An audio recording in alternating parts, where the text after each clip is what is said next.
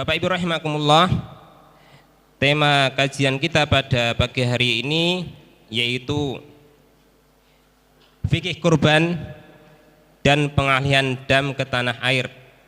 Dan alhamdulillah saya ucapkan jazakumullah khairan kepada Ustadz Muhammad Rafiq LCMA PhD yang sudah hadir pada pagi hari ini untuk menyampaikan materinya kepada kita semuanya.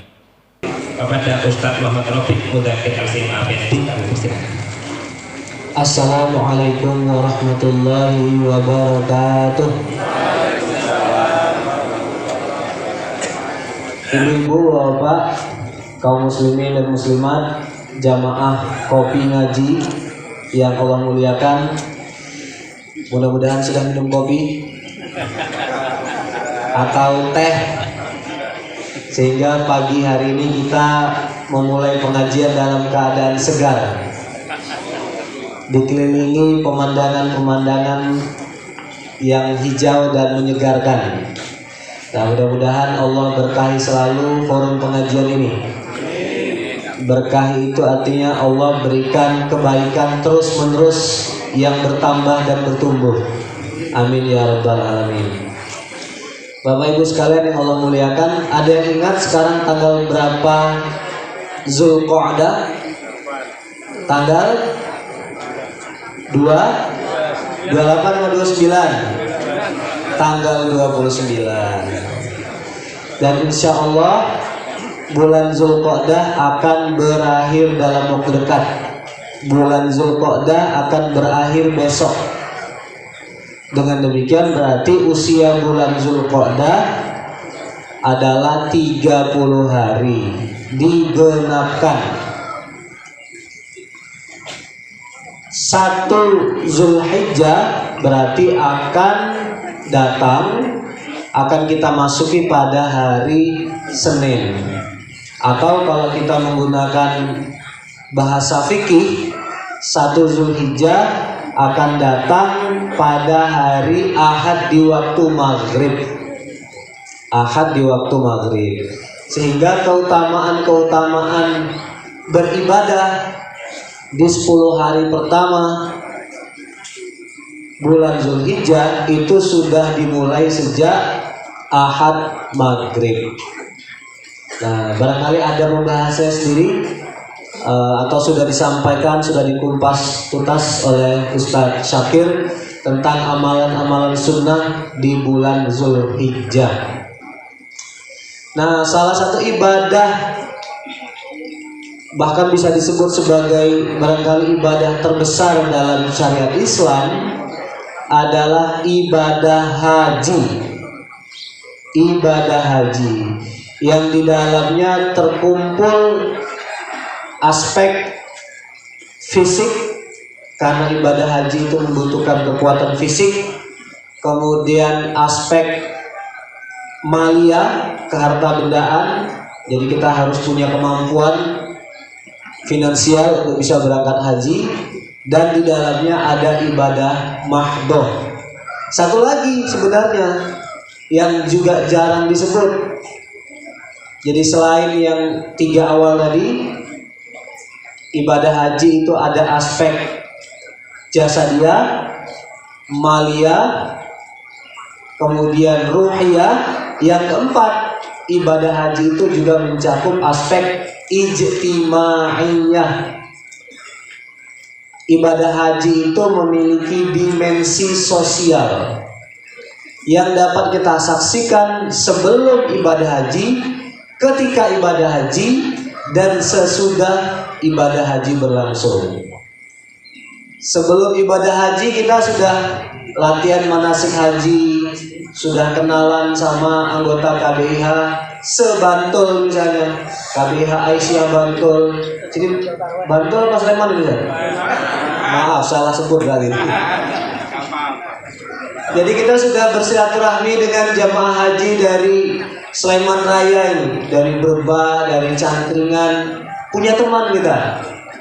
Yang nanti pertemanan silaturahmi itu akan kita terus rawat, kita terus jaga seumur hidup sampai ketika kita meninggal. Leres ya Pak? Nah, itu satu bukti bahwa ibadah haji itu memiliki dimensi ijtimaiyah, dimensi sosial. Nah, dimensi sosial dari ibadah haji dapat kita saksikan pula, dapat kita temukan pula dari satu perintah yang dapat kita jumpai dalam Al-Quran dan As-Sunnah, yaitu perintah untuk menyembelih hewan dam, atau juga dapat disebut sebagai hadyu. Apa yang dimaksud dengan dam? Dam itu adalah hadyu. Hadyu adalah dam. Itu definisi apa itu Mas, kok muter-muter? Nah, pokoknya kalau mendengar dua istilah itu maknanya sama, dam dan hadyu. Dam itu dari bahasa Arab yang artinya adalah darah. Jadi pada saat kita menyembelih hewan kurban, kita menumpahkan darah. Nah, dalam bahasa Arab modern, orang menyebut hewan kurban yang dikurbankan sebagai bagian dari ibadah haji, baik sebagai bentuk kesyukuran kepada Allah maupun sebagai tebusan untuk pelanggaran, disebut sebagai dam. Jadi singkatnya, dam itu Bapak Ibu sekalian adalah hewan kurban yang disembelih sebagai bagian dari ibadah haji, baik penyembelihannya itu sebagai bentuk syukur kepada Allah karena kita melakukan haji tamattu atau haji qiran, atau sebagai bentuk penebusan dari pelanggaran yang terjadi selama kita melaksanakan ibadah haji. Nah, nanti akan kita bahas jenis-jenis dam. Tapi kita bahas dulu apa yang kita sembelih sebagai hewan kurban pada saat kita melaksanakan ibadah dam atau penyembelihan dam atau penyembelihan hadyu. Yang kita sembelih sama dengan yang kita sembelih di tanah air sebagai bagian dari ibadah umat Islam yang tidak berangkat haji. Apa yang kita sembelih, Bu? Kambing atau domba atau sapi. Ada yang korban perasaan nggak? Banyak. Jadi kambing, sapi dan onta. Kalau sapi, satu sapi kita bisa berserikat sebanyak 7 orang. Kalau onta kita bisa berserikat sebanyak 10 orang. Karena onta lebih besar. Boleh nggak kurban dengan ayam bebek? Boleh, nggak usah nunggu haji kalau itu. Pulang pengajian langsung kurban aja. Jadi tidak boleh dijadikan sebagai hewan kurban yang terkait dengan bulan Zulhijjah atau terkait dengan ibadah haji. Tapi sehari-hari dipotong, dikurban, dimakan boleh. Nah, jadi dalam bahasa Arab kurban itu ada dua, Bu. Ada yang disebut dengan zabiha, ada yang disebut dengan satu lagi apa? An-nahar. Zabiha dan nahar. Zabiha itu zabaha yadbahu, sama dengan nahara yanharu, menyembelih. Tapi kenapa dibedakan? Dibedakan tergantungan dengan objek yang disembelih. Kalau zabiha yadbahu itu menyembelih hewan kurban berupa domba atau sapi, nahara yanharu menyembelih hewan kurban berupa onta. Nah, yang disebut dalam Al-Quran, bahkan disebut dalam surat yang turun di Makkah, kata para ulama tafsir, turun di tahun kelima dari dakwah Nabi. adalah An-Nahl, disebut dalam surat Al-Kautsar. Inna a'tainaka Al-Kautsar fasholli li rabbika wanhar inna syani'aka huwal abtar. Nabi di tahun awal berdakwah sudah ada perintah untuk menyembelih onta. Padahal pada waktu itu Nabi belum punya onta. Nanti Nabi jelang hijrah ke Madinah baru Nabi punya kemampuan beli onta. Ontanya terkenal, dibeli pada saat berusia 4 tahun. Ada yang kenal nama onta Nabi? Namanya Qaswa. Onta Nabi namanya Qaswa. Onta usia 4 tahun itu sama dengan usia manusia 16, 17, 18 tahun. Jadi usia fisik kuat, sehat. Nanti setelah Rasulullah wafat, Qaswa ikut jatuh sakit, kehilangan kekasihnya, kehilangan majikannya yang dia cintai. Qaswa juga tidak lama setelah itu meninggal. Dan semua perjalanan dakwah Nabi itu disaksikan langsung oleh Qaswa. Mulai dari hijrah, perang Badar, perang Uhud, sampai haji wada. Jadi ketika Allah mengatakan fasholli li rabbika wanhar, salatlah kepada Tuhanmu dan sembelihlah onta. Pada waktu itu Nabi belum punya kemampuan untuk menyembelih onta. Nanti pada saat haji wada baru Nabi menyembelih onta. Berapa jumlah onta Nabi pada waktu haji wada? 100 ekor unta, Bapak. Jadi Nabi itu kaya sekali loh pada saat haji wada itu. 100 ekor unta, yang setengahnya, lebih dari setengahnya itu disembelih oleh Nabi sendiri dengan tangan Nabi. Nah, jadi Bapak-bapak Ibu sekalian, dalam Al-Quran atau dalam fikih, penyembelihan hewan kurban disebut dengan zabihah atau nahar. Dalam Al-Quran kita kembali kepada dam atau hadiyu tadi, ada 4 kategori Bapak Ibu sekalian. Ada 4 kategori hadiyu, 4 kategori dam, hewan yang dikurbankan sebagai bagian dari ibadah haji. Yang pertama disebut dengan damul ihsar. Ihsar, hamzah, ha, sod, panjang sod dan ro. Ihsar. Ihsar itu artinya terkepung. Jadi hewan kurban yang harus kita sembelih karena kita tidak jadi berangkat haji atau umroh juga sebenarnya, karena berbagai alasan. Dan ini pernah dipraktekkan langsung oleh Nabi Muhammad SAW ketika Nabi akan melaksanakan ibadah umroh lalu tercegat di Hudaybiyah, sehingga Nabi tidak jadi umroh tahun itu. Umrohnya dilaksanakan tahun depan, tahun ke-7 Hijriah, dan di tahun ke-7 umroh Nabi disebut dengan umroh qadha. Umroh qadha.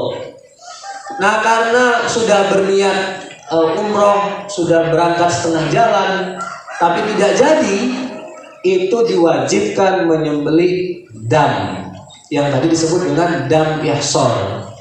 Jadi kalau diterjemahkan dalam bahasa kita, dalam bahasa sederhana, dam nggak jadi berangkat haji gitu.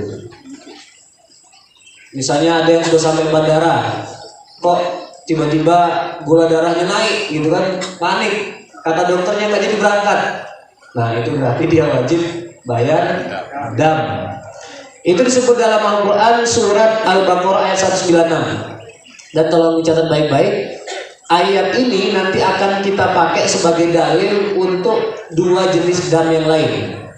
Jadi satu ayat digunakan untuk dalil 3 jenis dam. Dam yang pertama dam ihsar.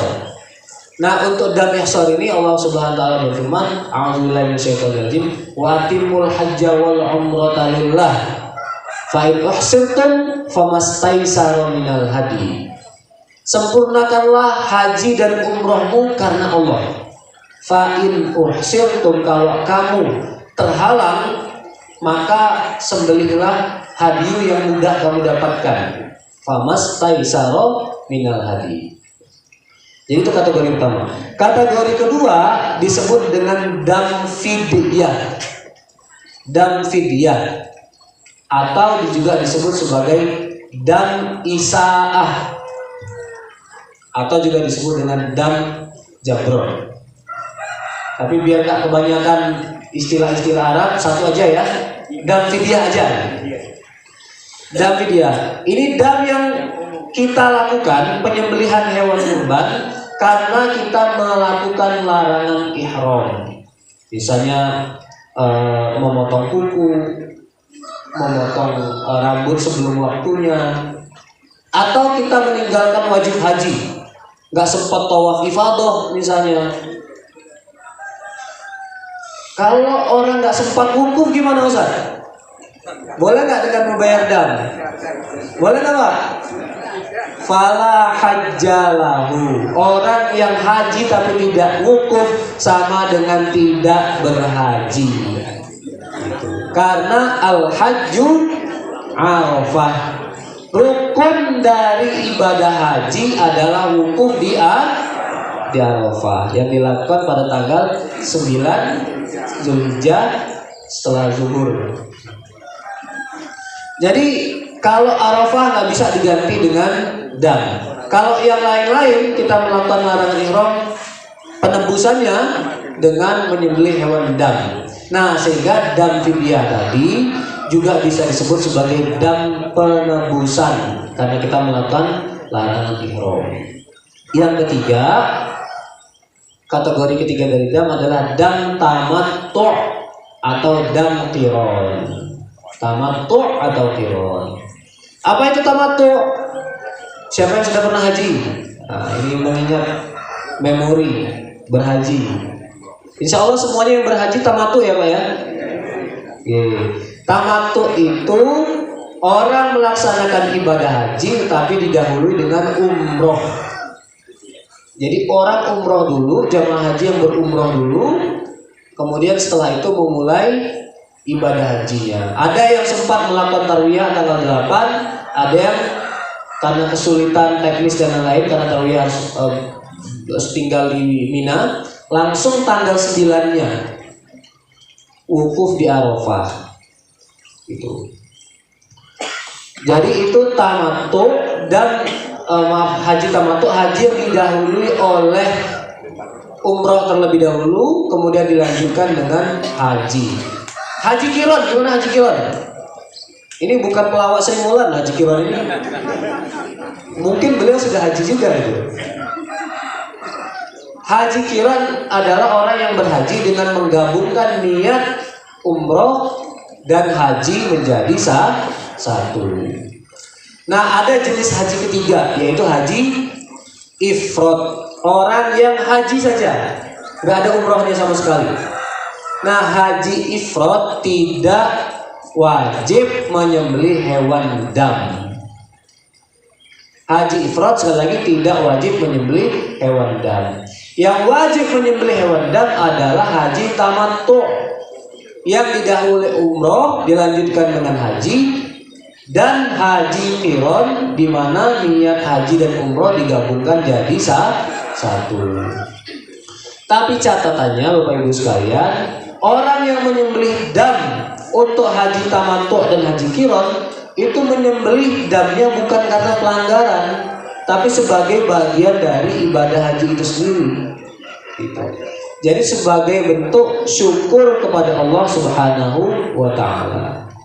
Oke. Nah, dam yang keempat, ini yang terakhir disebut dengan dam jaza.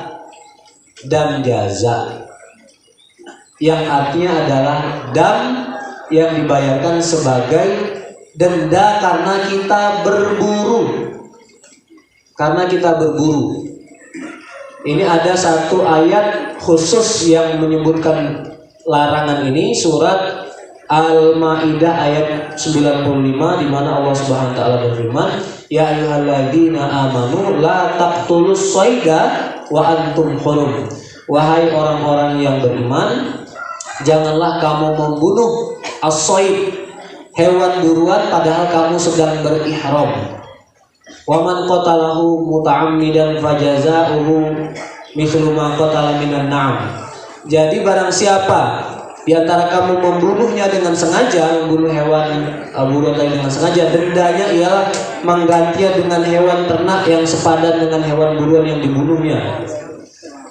Jadi selama kita haji nggak boleh mikirin keluar Makkah kemudian nyari hewan-hewan liar di situ. Mungkin juga karena kita di sini nggak pernah lihat merpati, nyampe sana kok merpati banyak banget juga. Lalu pikiran kita orang sawah melihat merpati pengen ditangkapi. Nah, kalau orang yang menangkap hewan buruan selama musim haji berarti dia telah melakukan pelanggaran dan dia dikenai denda, membayar dam, menyembelih hewan sembelihan. Nah, 4 jenis dam ini tadi, 3 jenis pertama itu dalilnya satu. Tadi surat Al-Baqarah ayat 196. Jenis yang keempat dalilnya berbeda sendiri, yaitu surat Al-Maidah ayat 95. Nah, di mana tempat penyembelihan dam atau tempat penyembelihan hadyu? Kita sebut dulu hukum asalnya sebagaimana disebutkan dalam Al-Quran dan As-Sunnah. Di mana hukum asalnya? Di tanah suci. Di tanah suci. Tanah suci ini maksudnya adalah Makkah.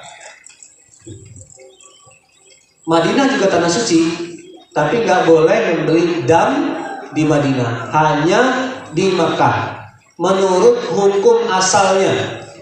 Dan ini disebutkan langsung oleh Allah Subhanahu wa taala secara eksplisit dalam Al-Qur'an, khususnya dalam surat Al-Hajj.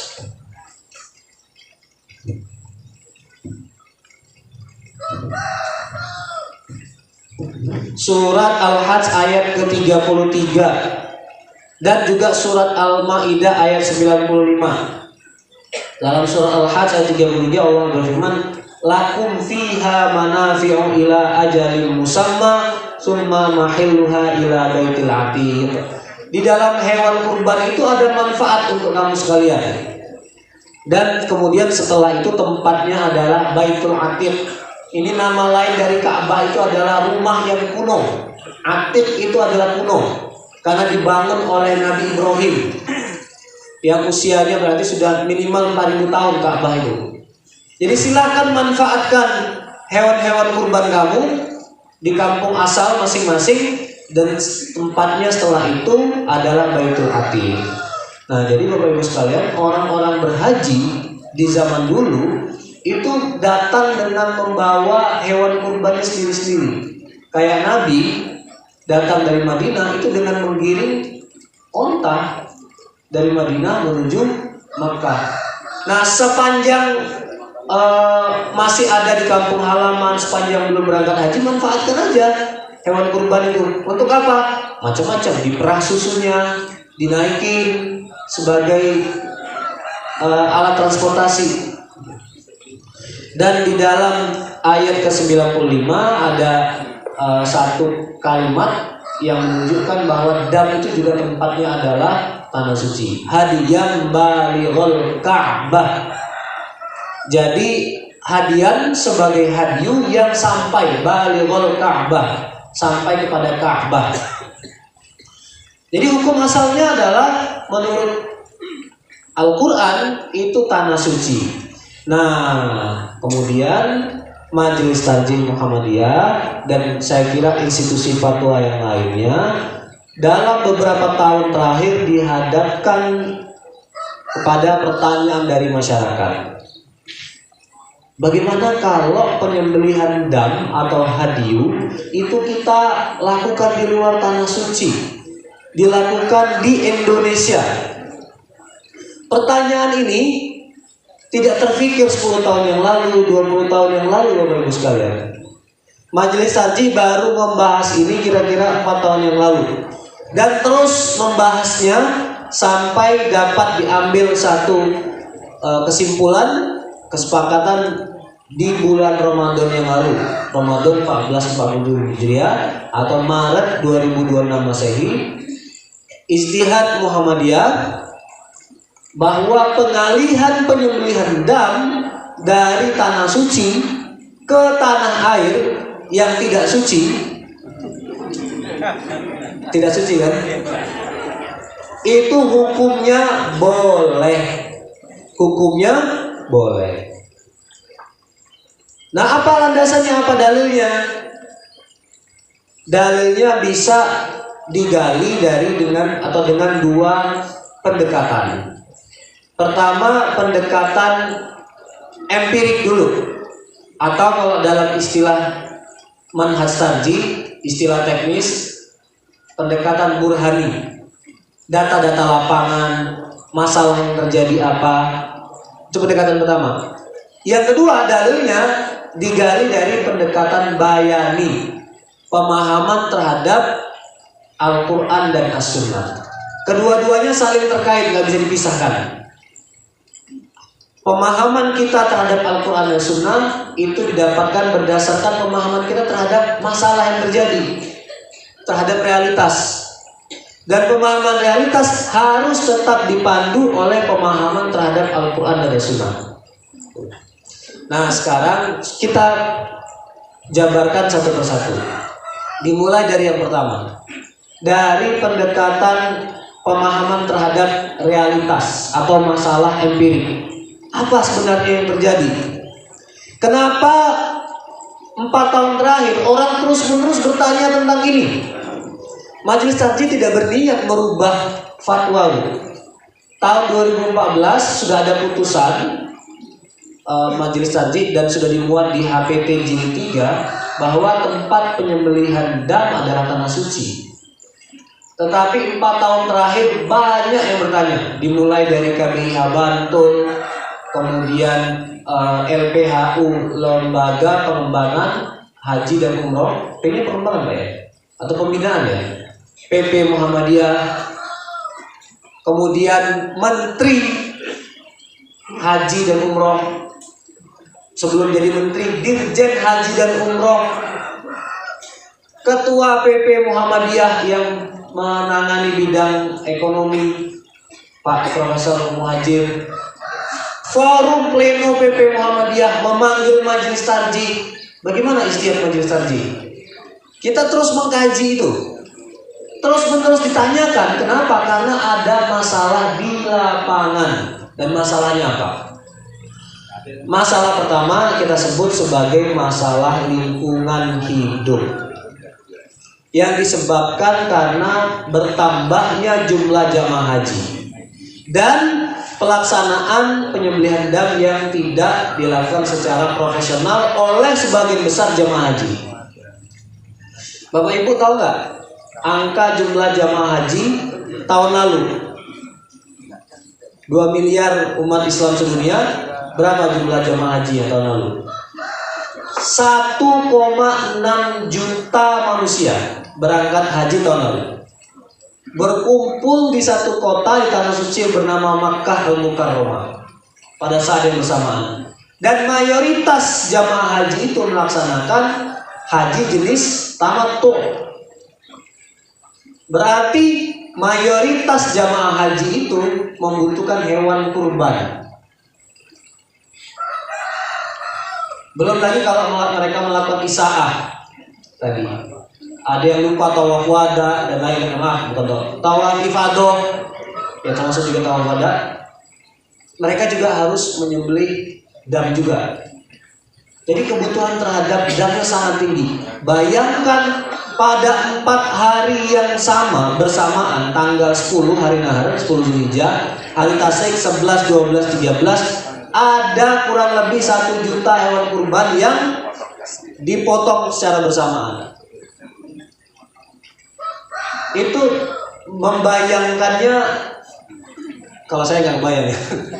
Orang di masjid kita aja, satu masjid ada 5 sapi, 10 sapi, 10 kambing, kita udah kebingungan melupakan darahnya, kemudian jeroannya. Dan itu bukan hanya perkiraan kita, itu sudah menjadi masalah. Ada data-data kuantitatifnya, terjadi problem ekologi ada yang disebut dengan gas metana yang disebabkan dari efek penyembelihan hewan kurban tadi, yang berdampak pada kualitas udara, kualitas air, kualitas tanah. Belum lagi yang akan membusuk, itu jeruannya tadi. Dan ini data tentang bagaimana orang Indonesia menyembelih dam. Orang Indonesia itu jamaah haji paling banyak, 200.000. Tapi berapa jumlah jamaah haji yang menyembelih dam melalui jalur resmi? Jalur resmi namanya al-Dohi. Itu kira-kira kalau saya tidak salah ingat 2.000 atau 3.000 orang saja. Berarti sisanya kemana? Nyembelih dengan cara mandiri, dengan cara jamaah haji Indonesia melalui KBIH-nya bekerjasama, bertransaksi dengan penduduk Indonesia, orang Indonesia yang sudah jadi penduduk di Arab Saudi, atau disebut dengan mukimin. Yang ada mukimin melaksanakannya dengan amanat, tapi juga ada yang tidak amanat. Itu bisa diketahui dari apa? Dari bagaimana mereka memasang tarif harga kambing. Ada yang 400 rial, ada yang bahkan kurang dari itu, 300, 350. Beli kambing plus dapat city tour. Itu semua orang yang tahu harga normal kambing di sana berpendapat mustahil bisa di-manage dengan itu. Karena kalau kita melalui Adohi, konon harganya 600 atau 700 rial. Jadi bisa ditekan serendah itu. Nah, menurut laporan observasi pengamatan, ada yang tidak amanah ya, 10 jamaah dibelikan 1 kambing, 10 jamaah dibelikan 2 kambing.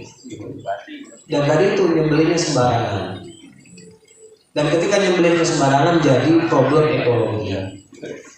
Dan di luar itu problem lainnya adalah itu menjadi beban ekonomi bagi ekosistem haji, Bapak Ibu sekalian. Apa problemnya?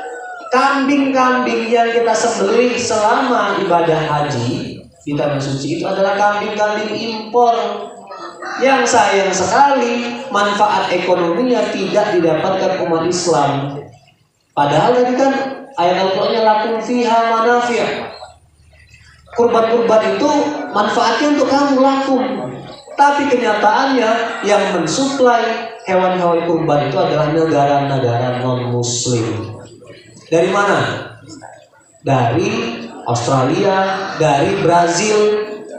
Jadi mereka yang dapat manfaat ekonominya. Catat baik-baik dulu. Nasnya menyebut lakum fiha manafi'. Di dalam hewan kurban itu ada manfaat ekonomi, manfaat pertanian untuk kamu sekalian, yang nanti akan jadi pertimbangan majelis tarjih menerima penyembelihan hewan dam itu ke tanah air, karena kita ingin mendapatkan manafi'. Jadi problem pertama tadi adalah problem lingkungan hidup, kemudian kita tidak mendapatkan manfaat ekonomi. Ketiga adalah problem surplus daging di tanah suci. Tadi ada 1 juta hewan kurban yang dibagikan, menurut nas asalnya dibagikan kepada fakir miskin di tanah suci. Jadi penerima manfaat utama dari hewan dam adalah fakir miskin di tanah suci. Emang nggak ada lagi orang miskin Ustaz di tanah suci? Ada nggak Pak? Ada, dan nggak mungkin hilang. Tanah suci itu magnet, Bapak Ibu sekalian, magnet. Orang berbondong-bondong datang ke tanah suci untuk mengadu nasib. Selamanya akan ada ya. Nah, tapi kebutuhan daging untuk fakir miskin di tanah suci itu sudah tercukupi bahkan untuk dari jamaah haji lokal.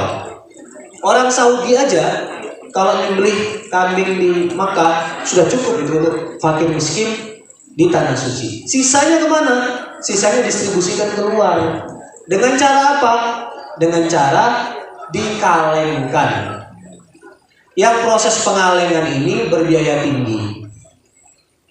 Bahkan kalau dikalkulasi bisa jadi biayanya bisa lebih tinggi daripada harga 1 ekor kambing. Ada yang mencoba, ini Dirjen Haji kita yang sebelumnya dan juga Bendahara Umum PP Muhammadiyah mencoba satu inisiatif. Tahun 2023 tidak dikalengkan. Jadi daging mentah yang dimasukkan ke peti es dikirimkan dari Tanah Suci ke Indonesia, tapi tercegat di pelabuhan.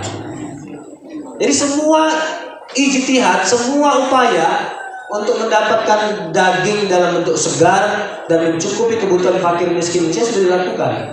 Tahun 2023 tontonan itu kambing, ya onta, ya sapi dikirimkan ke Indonesia, tapi tercegat di pelabuhan. Nah, ternyata Badan Karantina Indonesia, apa istilah anunya? Saya daripada salah terlalu. Betul, Badan Karantina Indonesia BKI aturnya sangat ketat untuk masuknya daging-daging dari luar negeri. Dan menurut saya itu beralasan. Jadi kita nggak perlu memprotesnya. Oh gimana orang mau makan daging dari Tanah Suci aja nggak boleh? Beralasan. Tahun sebelumnya ini sekarang tahun 2022 ada wabah PMK, penyakit mulut dan kuku yang terjadi di Indonesia. Jadi tahun 2022 ada wabah, tahun 2023 ada daging mau masuk, di stop sama mereka. Nah itulah yang membuat Majelis Taklim Muhammadiyah berpikir bahwa opsi mengirim daging mentah ke tanah air itu opsi yang sulit untuk ditempuh karena biosecurity atau keamanan hayati, mencegah terjadinya mudarat lain yang lebih besar yang dapat menyebabkan tersebarnya virus-virus di tengah hewan-hewan yang lain atau juga bisa berbahaya bagi manusia. Nah itulah dalil-dalil atau alasan-alasan yang bersifat empirik terkait dengan problem di lapangan.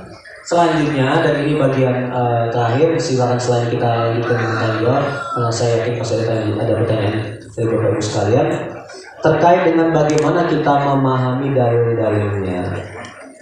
Ayat-ayatnya jelas tadi.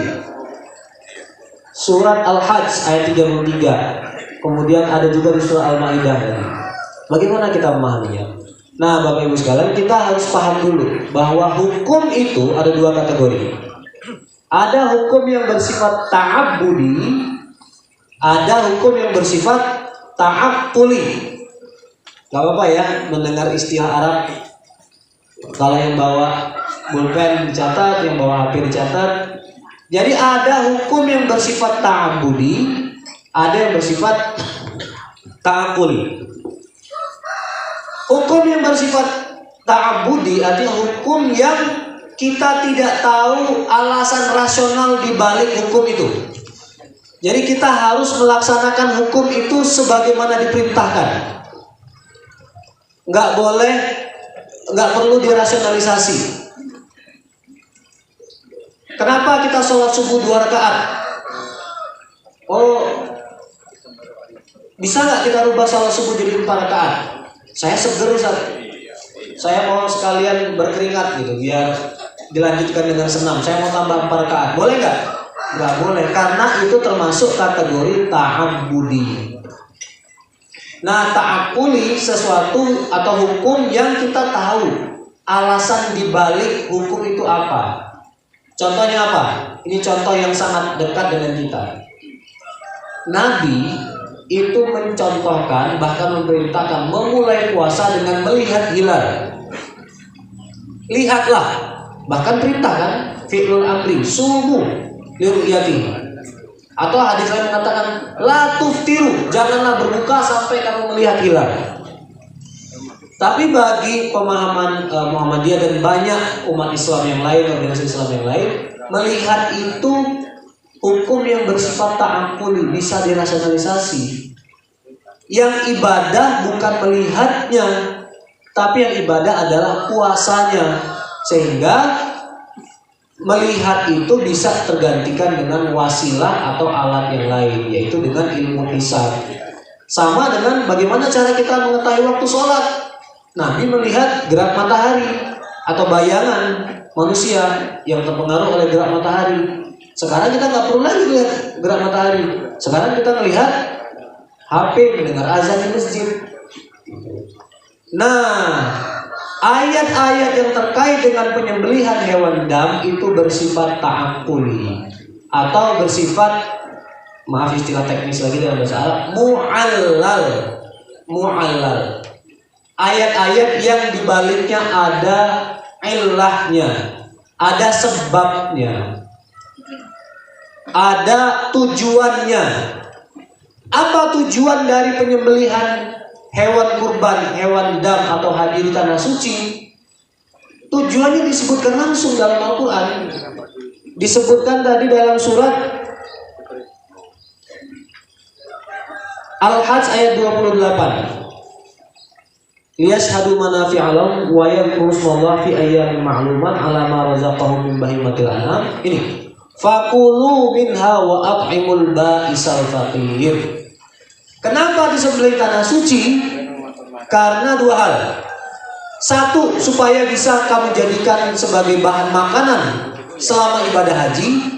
Kedua, lil it'am, untuk memberi makan fakir miskin di tanah suci. Jadi alasan, tujuan atau illah dibalik penyembelihan hewan dam di tanah suci adalah supaya bisa menjadi sumber pangan, sumber makanan saat kita haji, dan memberi fakir miskin di tanah suci. Yang sekarang alasan ini atau tujuan ini sudah bisa tergantikan dengan yang lain. Makan. Bapak Ibu sekalian yang pernah berhaji di tahun-tahun dulu mungkin pernah mengalami berangkat haji dari Indonesia bawa beras. Pernah nggak Pak? Di dalam kopernya ada Indomie nggak Pak? Indomie apa Sarimi dulu Pak? Sekarang sudah nggak perlu lagi karena sudah terjamin oleh sistem catering. Kemudian kebutuhan fakir miskin di tanah suci memang ada terus-menerus dan sekarang sudah tercukupi karena jumlah jamaah haji yang sangat banyak membludak. Bahkan inisiatif pemerintah Arab Saudi mengirimkannya ke luar tanah suci. Jadi fakulu minha wa at'imul ba'isal faqir itu sudah tidak harus lagi dilakukan di tanah suci. Tapi tetap yang kita pegang dalam ayat ini adalah perintah wa at'imu, berikanlah makan al-ba'isal faqir, orang fakir dan miskin. Jadi tujuan utama dari penyembelihan dam adalah it'am, jelas nasnya, it'am, memberi makan fakir miskin. Ada ayat yang lain, ayat ke-36, fakulu minha wa at'imul qani'a wal mu'tar. Frasa pertama sama, fakulu makanlah, dan it'am, berikanlah makan kepada al-qani' wal mu'tar. Qani apa bu qani? Qani itu orang miskin, orang yang tidak mampu tapi qanaah. Dia tidak mengucapkan kepada orang lain bahwa dia tidak mampu. Artinya orang yang tidak minta-minta. Orang lain yang harus sensitif memberi bantuan kepada dia, menyadari bahwa orang ini nggak mampu. Al-mu'tar, orang yang nggak mampu karena alasan-alasan tertentu dia harus meminta, memberitahu saya butuh daging. Nah, menurut surat Al-Hajj ayat 36 ini tujuan penyembelihan dam di tanah suci adalah it'am, memberi makan al-qani' wal mu'tar. Jadi itu tujuan utamanya. Dan tujuan utama ini dapat terrealisasi dengan baik kalau kita menyembelihnya di tanah suci. Karena sudah surplus daging di kalau kita menyembelihnya di tanah air. Karena di tanah suci sudah surplus daging. Sehingga kita mengkaji data kemiskinan di Arab Saudi berapa. Orang Saudi itu dapat jaminan kesehatan. Kalau mereka gaji yang nggak cukup, ada tunjangan, ada sistem asuransi kesehatan, sudah baik. Yang miskin sebenarnya penduduk pendatang. Nah, pada saat yang sama angka kemiskinan di Indonesia itu masih cukup tinggi. Per 2026 bulan Maret kemarin kami baca data statistiknya itu, data orang miskin di Indonesia 19,6%. Orang miskin yang potensial kena penyakit kelaparan, stunting. Kemudian orang yang miskin akut, yang kategori fakir 1%. Nah sekarang situasi ekonomi Indonesia sedang mengalami tantangan sangat serius.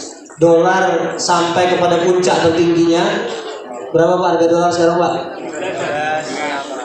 Sudah 600. 17.600 naik lagi, luar biasa. Subhanallah. Ada tidak diumumkan oleh pemerintah, tapi sekarang sedang terjadi banyak PHK di banyak tempat sebenarnya. Harga minyak untuk masak naik nggak Bu? Naik. Harga gas naik nggak? Naik. Jadi kemiskinan Indonesia itu masih menjadi problem serius, dan pengalihan dam ke tanah air itu dapat menjadi solusi ekonomi. Akan terjadi perputaran ekonomi, akan jadi peluang ekonomi bagi peternak kambing. Bahkan saya beberapa kali menyampaikannya, bapak-bapak di PDM, ibu-ibu di PDA, ini potensi loh. Coba membayangkan punya amal usaha PDM atau cabang bisa, rantai bisa, punya bisnis peternakan kambing yang pasti laku, karena orang animo untuk menyembelih berkurbannya tinggi, plus jamaah haji akan berkurban di Indonesia. Jadi investasi dengan bikin peternakan itu pasti laku. Nah, jadi ada manfaat yang dapat kita rasakan langsung kalau kita dapat menerima pengalihan penyembelihan dam itu ke tanah air, dan tetap sesuai dengan petunjuk syar'i, tetap sesuai dengan dalil-dalil dari Al-Quran sebagaimana tadi telah kita jelaskan. Demikian yang dapat saya sampaikan. Saya kira saya tutup ya, Ustaz Zakir. Demikian yang dapat saya sampaikan, mudah-mudahan bermanfaat. Wassalamualaikum warahmatullahi wabarakatuh.